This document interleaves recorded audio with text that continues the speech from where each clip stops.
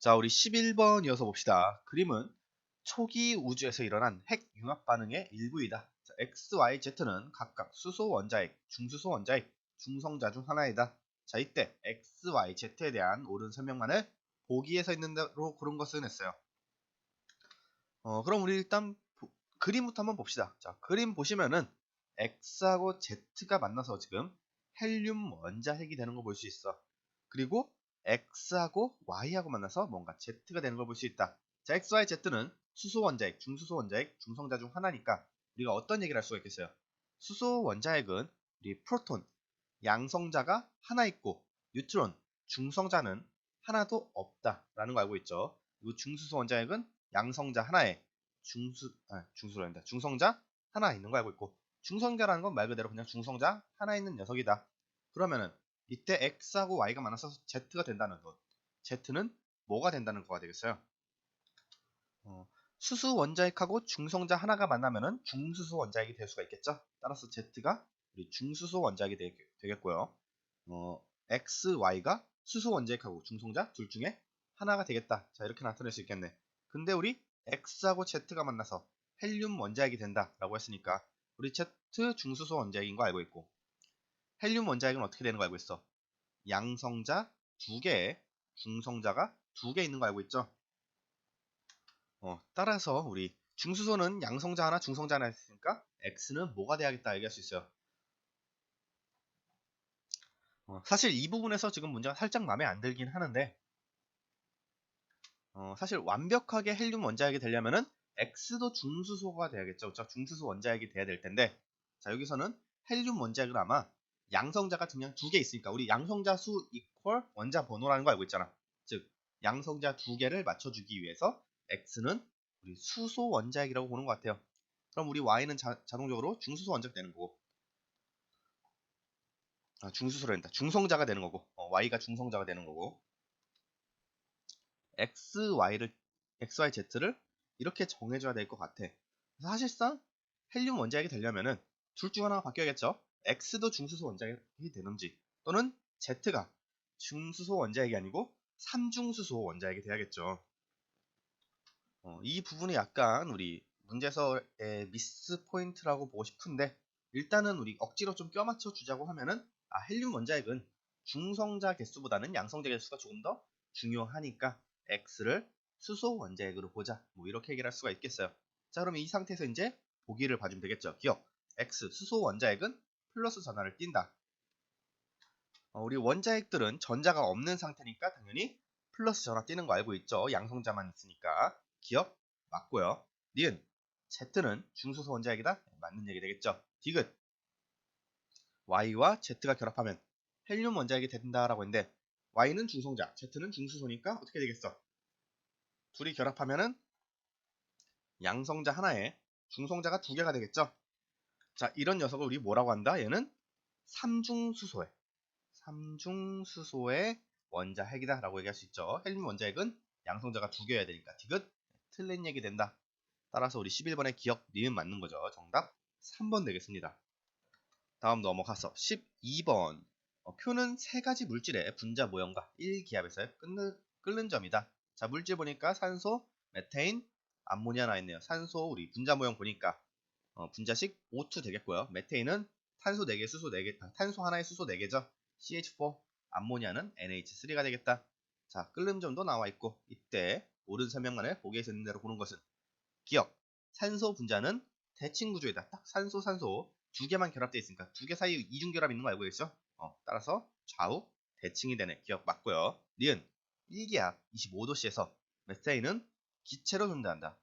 끓는 점이 마이너스 162도니까 25도가 훨씬 높죠? 그럼 끓는 점보다 높은 온도니까 당연히 메테인은 기체로 존재를 해야겠죠.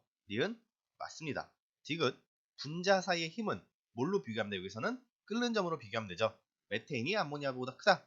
끓는 점 비교하니까 암모니아가 메테인보다 끓는 점이 높네. 이 얘기는 뭐야? 끓는 점이라는 건 액체에서 기체로 변화되는 구간이고 액체는 이제 같은 분자들끼리 오밀조밀 뭉쳐 있다가 기체가 되면은 분자 사이 간격이 넓어지면서 그 부피가 증가하게 되는 거죠.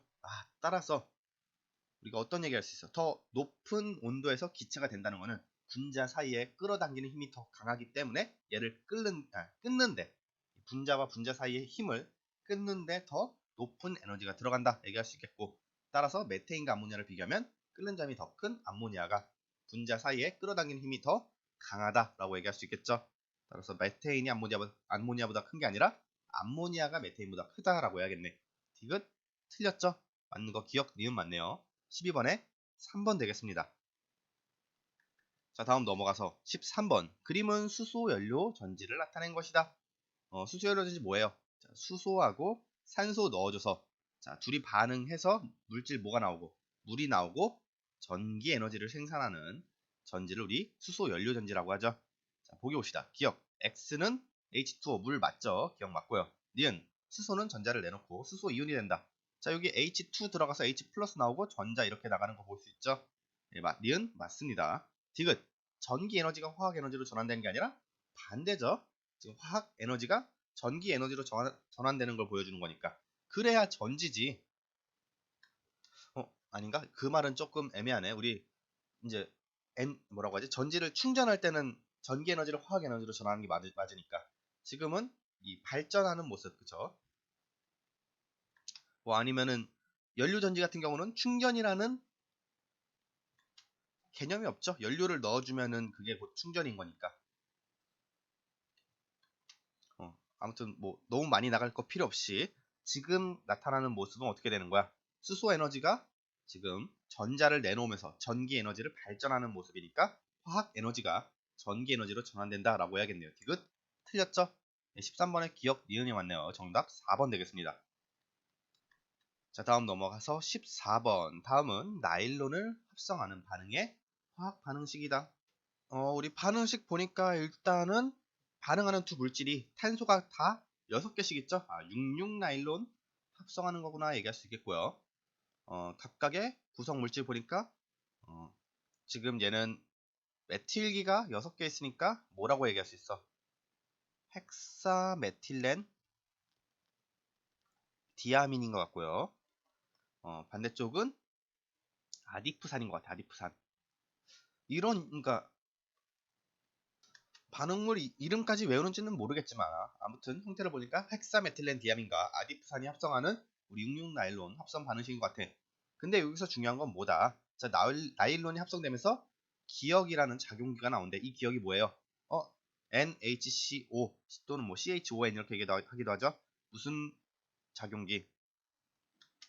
작용기가 아니라 무슨 결합?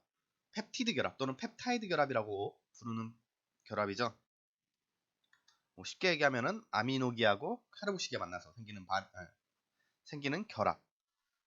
그리고 이 나일론이 합성되면서 플러스 2N 곱하기 가라는 물질이 되는데 이 가가 뭐가 되겠다? 자, 보시면 NH가 생기려면 여기 NH니까 H 하나 떨어져 나와야겠죠? 그리고 CO가 생기려면 여기 CO 있으니까 OH가 떨어져 나오겠다. 이 둘이 만나서 생기는 게 뭐예요? H 두 개랑 산소 하나니까 물이 되겠죠? 가가 물이 되겠다. 뭐 이런 얘기를 할 수가 있겠네요. 그럼 우리 얘네를 가지고 이제 보기에서 해결합시다. 기억. 기억은 펩타이드 결합? 네, 맞죠. 기억 맞고요. 니은. 가는 H2라고 했는데 산소 하나 들어갔잖아. 그럼 H2O가 돼야겠죠. 니은 틀렸습니다. 그 다음 디귿. 위 반응은 첨가 중합이 아니라 다음과 같이 작은 분자가 빠져나오면서 생기는 이 고분자 중합 반응을 뭐라고 해? 축합 중합이라고 한다 그랬죠. 디귿 우리 틀린 얘기 되겠습니다. 그럼 맞는 거 기억밖에 없죠. 14번에 1번이네요. 자, 다음 넘어가서 15번. 다음은 이산화탄소의 분자량을 구하는 실험이다. 자, 실험 과정 보니까 공기가 들어있는 페트병을 마개로 막고 질량을 측정한다. 뭘 측정한 거야? 페트병 플러스 뭐가 되는 거야? 공기의 무게를 측정한 거죠. 그 다음 페트병의 마개를 열어서 잘게 부순 드라이 아이스를 한 숟가락 정도 넣는다. 이건 뭐 한 거야? 이제 이 드라이 아이스가 승화되면서 기체로 변하면서 이 페트병의 안에 이산화탄소가 가득 차게 만들어 주는 거죠. 그 다음에 다에서는 이 드라이 아이스가 모두 없어지면 드라이 아이스가 뭘로 변한 거야? 이산화탄소 기체 가스 상태로 변한 거고 얘가 없어지면 이제 병 안에 이산화탄소만 가득 찬 거니까 마개를 막고 페트병 표면에 물기, 혹시라도 이 물기가 무게를 더할 수 있으니까 물기까지 닦아준 후에 질량을 측정한다. 다해서 측정한 질량이 뭐가 되겠다? 페트병 무게 플러스 이산화탄소의 무게가 되겠네요. 그 다음에 라에서 페트병에 물을 가득 채운 후 눈금 실린더를 이용해서 물의 부피를 측정한다. 측정한 물의 부피가 뭐가 되는 거야? 페트병 내부의 부피가 되겠죠. 다음 마, 실험실의 온도와 압력 측정하고요. 바에서 페트병에 채워진 이산화탄소의 질량을 구한다 했어. 이 질량 그럼 우리가 어떻게 구해주면 돼? 우리 이미 다해서 페트병 플러스 CO2, 그쵸? 이산화탄소의 무게를 알고 있죠? 그럼 여기서 뭐만 빼주면 되겠다. 자, 다해서 마이너스 페트병의 무게만 빼주면 되겠네요. 자, 그래서 그걸 통해서 이산화탄소의 질량을 구하면 어떻게 하면 돼? 4에서 다음 식을 이용해서 이제 이산화탄소의 분자량을 구하는 게 그 실험 과정이다 얘기할 수 있겠네. 이때 바에서 CO2의 질량을 구하기 위해서 반드시 추가로 필요한 값을 보기에서 있는 대로 고른 것은 했어요. 지금 보시면 바에서는 이산화탄소 질량 구한다고 했고 제가 뭐라 그랬어? 바에서 페트병의 무게만 빼주면 된다라고 했죠. 그럼 우리 페트병의 무게를 찾을 방법을 우리가 생각을 해봐야겠죠. 자세히 보시면 근데 라에서 뭘 알고 있어? 페트병 내부의 부피를 알고 있고 그럼 우리 가에서 뭘 빼주면 공기의 무게를 빼주면 남는 게 뭐야? 페트병의 무게만 남겠죠. 이걸 통해서 바 가능. 그러니까 바에서의 페트병의 무게를 우리가 알 수가 있겠다. 뭐 이렇게 얘기를 할 수가 있겠네요. 말 좀 어색하긴 하지만. 그럼 결국 우리가 알아야 할 거 공기의 무게를 알아야겠고 무게는 어떻게 구한다? 우리 페트병 내부의 부피 알고 있죠? 그러면 우리 뭘 알면? 공기의 밀도를 알면 밀도라는 건 결국 부피분의 질량이잖아. 따라서 우리 공기 밀도 알고 페트병의 부피 알면은 두 개의 변수 알고 있으니까 질량 구할 수 있겠다. 이렇게 얘기할 수 있겠네. 따라서 우리한테 필요한 건 뭐다? 공기의 밀도를 알아야겠다. 얘기할 수 있겠죠? 따라서 여기서 필요한 거 기억만 있으면 되겠네. 나머지 니은 디귿 굳이 필요 없습니다. 그럼 우리 15번의 정답 1번 되겠습니다. 굳이 뭐 좀 첨언하고 간다면 니은 같은 경우는 나에서 넣어준 드라이아이스의 부피라고 했는데 드라이아이스는 결국 고체 상태잖아. 우리 고체 부피는 굳이 필요하지 않습니다. 괜히 더 머리만 아파지는 거지. 그럼 드라이아이스의 부피 알면은 이 드라이아이스의 밀도도 알아야 드라이아이스의 질량을 알 거 아닙니까? 근데 그것도 이제 문제가 되죠. 우리가 아무리 드라이 아이스의 질량을 알아도 물론 드라이 아이스도 CO2, 이산화탄소예요. 근데 과연 이 드라이 아이스가 녹아서 발생한 모든 이산화탄소 기체가 페트병 안에 그대로 들어가 있을까요? 넘쳤을 수도 있잖아. 자, 페트병이 있을 때 여기에 CO2, 이산화탄소 고체를 넣어줬더니 얘가 승화되면서 나오는 이산화탄소 기체가 승화되면서 나오는 이산화탄소 기체가 이 페트병을 차고 넘칠 수도 있잖아.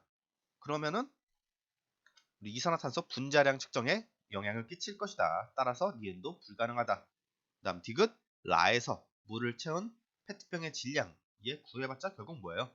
이 질량은 물의 질량 플러스 페트병의 질량이잖아.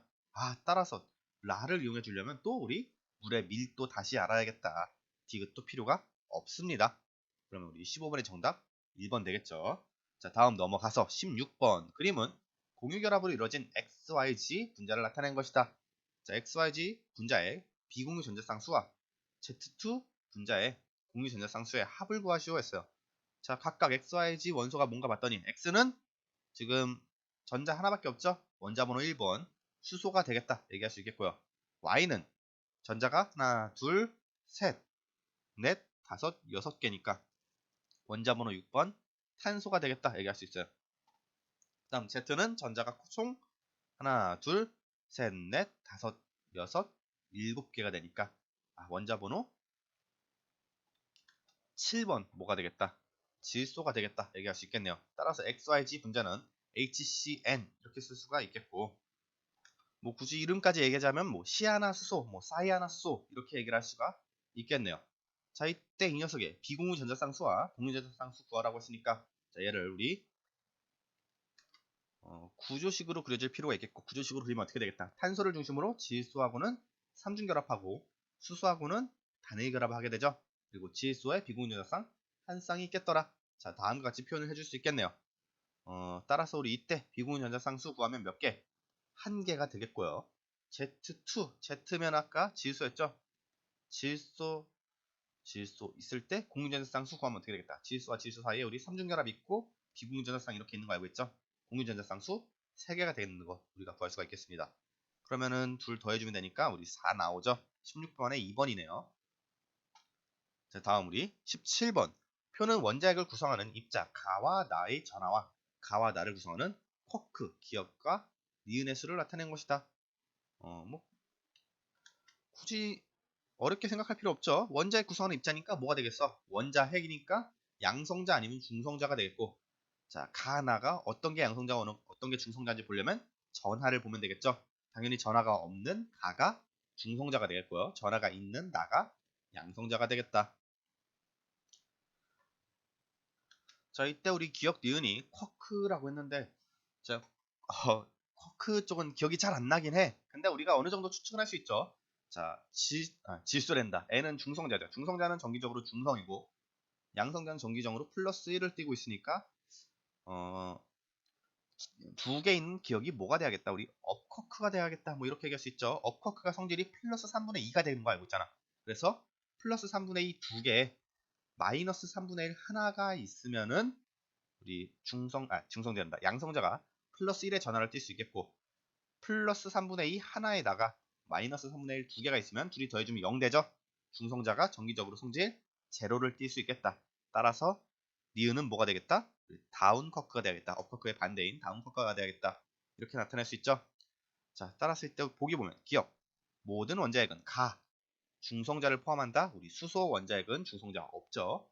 기억 틀렸다 얘기할 수 있겠습니다. 그 다음 니은 기억과 니은은 전하의 부호가 반대이다.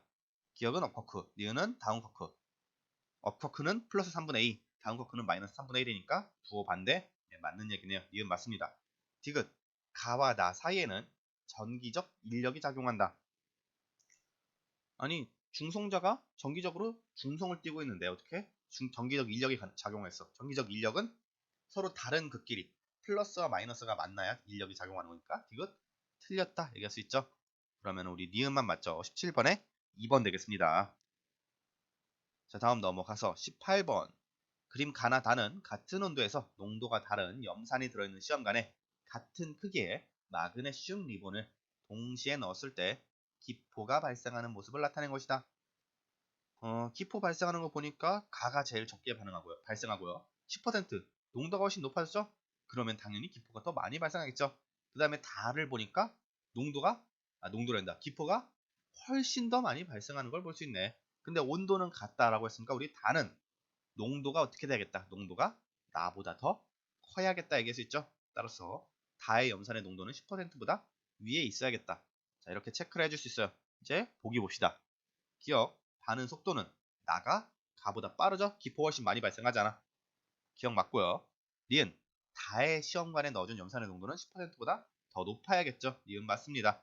다음 디귿, 이 실험으로 강철솜이 공기 중에서보다 산소를 모은 집기병 속에서 더 잘 타는 영상을 설명할 수 있다. 자, 강철솜이 타려면 우리 산소가 필요한데 공기 중에 산소의 농도 몇 퍼센트? 20, 우리 약 22%, 그죠? 또는 21% 이렇게 얘기를 하는데 21%가 아마 맞을 거예요. 그죠? 22%보다. 그래봤자 1% 차이긴 하지만 그거보다 산소가 더 많이 산소를 모았다고 하니까 아마 직기병 속에는 산소가 100%라고 봐도 무방하겠죠? 100% 직기병 속에서 더 잘 탄다. 농도가 높으니까 더 잘 타겠죠? 네, 디귿 맞는 얘기 되겠습니다. 그럼 18번에 기억, 니은, 디귿타 맞죠? 정답 5번이네요. 자, 다음 넘어가서 우리 다 끝내버립시다. 19번. 가는 코그로 연결된 같은 크기의 용기에 기체 X와 Y가 들어가는 모습을 나는 가에서 콕을 동시에 열었을 때의 모습을 모형으로 나타낸 것이다. 온도는 일정하고 X, Y는 서로 반응하지 않는다라고 했어요. 뭐 미리 얘기를 할 게 있나? 가에서 나 보면은 나에서 보시면 기체 X가 더 기체 Y보다 멀리까지 퍼진 모습을 볼 수가 있죠. Y는 이만큼밖에 못 갔는데 따라서 나에서는이 아니라 기체 x가 기체 y보다 어떻게 돼야 더 빠르게 움직여야 다음과 같이 나타날 수 있겠다 얘기할 수 있겠고, 자 온도 이게 같다고 했죠. 온도가 일정하다, 즉 x, y의 온도가 같을 때 x가 더 빠르게 움직인다는 건 무슨 얘기야? x의 분자가 더 가볍다라고 우리가 이해를 하면 좀 편하겠네요. 자, 이 상태에서 이제 보기 봅시다. 기억. 분자의 평균 운동 속도는 x가 y보다 빠르다. 그쵸? 더 빠르니까 멀리 갔겠지. 기억 맞고요. 니은. 분자량은 x가 y보다 크다. 분자량이 크면 더 무겁다는 건데 x가 y보다 더 멀리 빠르게 올 수는 없겠죠? 니은. 틀렸습니다. 디귿. 분자의 평균 운동 에너지는 x가 y보다 크다. 이것도 틀렸죠? 왜? 온도가 일정하면은 우리 기체 분자 운동 속도 뭐랑 비례하는 거 알고 있어요? 기억이 잘 안 나니 2K 이퀄 2분의 3KT 뭐 이렇게 썼었나요? 자, 아무튼 우리 운동 에너지가 온도에 비례한다는 거 알고 있고 그 외에는 영향을 끼치는 요인이 없다라는 거 알고 있죠? 아, 따라서 기체 분자의 평균 운동 에너지는 X와 Y가 서로 같아야겠네. 온도가 일정하다라고 했으니까. 디귿, 우리 틀린 얘기 되겠습니다. 19번에 기억만 맞죠? 정답 1번 되겠습니다. 이 운동 에너지 공식은 좀 잘 기억이 안 나는데 아마 이런 비슷하게 나올 거예요. 그냥 KT라고만 보셔도 상관은 없죠. 왜? 앞에 상수는 어차피 K도 상수니까 K 안에 집어넣어 버리면 되는 거니까. 자, 2K 이퀄 KT 뭐 이렇게 기억하셔도 되겠고요. 자, 다음과 같습니다. 다음 넘어가서 우리 마지막 20번 볼게요. 다음은 A2와 B2가 반응해서 AB3가 되는 반응에 대한 실험이다. 자, 실험 과정모 A2와 B2 분자를 각각 n개씩 넣어서 반응시켰고 나에서는 가의 반응 용계 B를 더 넣어 반응시킨다라고 했어요. 실험 결과 가와 나의 과정 후 반응 용계에 존재하는 분자수의 B는 다음과 같고요. 각각 또 결과 보면은 가의 과정 후 용기에 들어있는 A2 분자의 수는 X이고 나 과정 후 용기에 들어있는 B2 분자의 수는 Y이다. 이때 X분의 Y를 구하는 게 문제네요. 얘는 우리 간단하게 탭을 그려서 표 그려서 해결합시다. 자, 일단 반응식부터 완성하면 A2하고 B2 만나서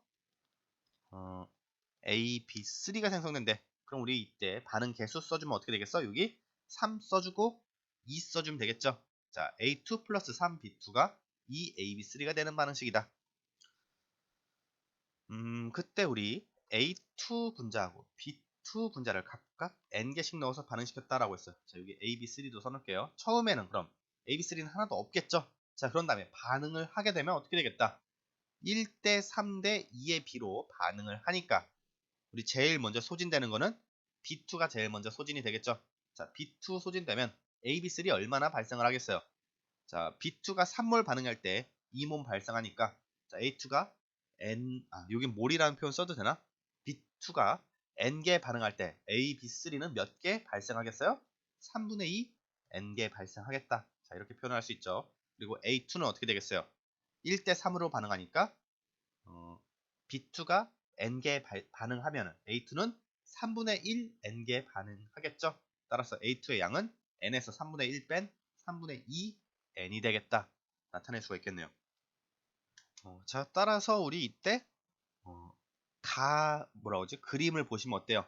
A2하고 AB3하고 그 양이 서로 같은 거 볼 수 있죠? 자, 다음과 같더라. 그럼 이때 가 가정 후 용기에 들어있는 A2 분자의 수는 몇 개?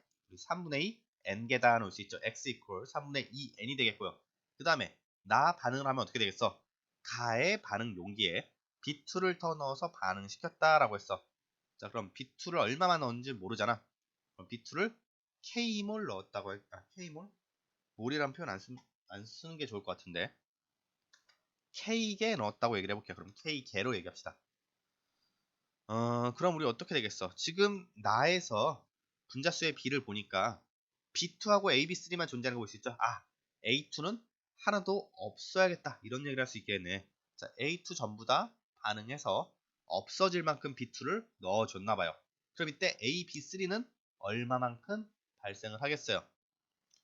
A2하고 AB3는 1대 2로 반응 B가 되고 있으니까 A2가 3분의 2 n몰 반응을 하면 AB3는 몇 몰? 3분의 4 n개만큼, 몰이란 표현 안 쓸게요. 3분의 4 n개만큼 발생을 하겠고, 그럼 총 AB3 양은 어떻게 되겠다? 3분의 2 플러스 3분의 4니까 2 n개만큼 발생을 한다 얘기할 수 있겠네요. 근데 이때 나에서 보시면은 B2와 AB3의 분자수 B가 1대 3을 이루고 있으니까 B2의 양을 계산하면 어떻게 되겠다? 3분의 2 n개만큼 있겠다 얘기를 할 수가 있겠네요. 그러면 우리 y도 3분의 2 n이다 나타낼 수 있죠. 따라서 우리 x분의 y 구하면 3분의 2 n분의 3분의 2 n이니까 약분하면 1 나오겠고, 우리 20번의 정답 3번 되겠습니다. 네. 자, 여기까지 해서 우리 이제 화학 1 다 푼 거고요. 제가 이제 고1 화학 내용을 뭐 강의나 뭐 수업이나 문제 풀이를 안 하다 보니까 좀 많이 어색하긴 했어요. 그래서 뭐 말도 좀 더듬고 했는데, 우리 어차피 제가 고1 화학 내용 푸는 거는 거의 1년에 한 번이 3월 이맘때쯤밖에 없으니까 너무 신경 쓰실 필요는 없을 것 같고요. 여러분들도 이제 배우시다 보면은 차라리 화학원이 편하다, 화학원이 쉽다라는 그 인상도 많이 받으실 거예요. 그러니까 우리 너무 이제 화학 너무 어렵다고 걱정하시지 마시고, 제가 처음에도 말씀드렸지만 가능하면은 여러분들 같이 풀고 싶은 문제집 있으시면 꼭 추천 한 번씩 부탁드립니다. 네, 그럼 오늘 여기까지 하도록 하겠고요. 네, 여러분들 수고 많으셨습니다.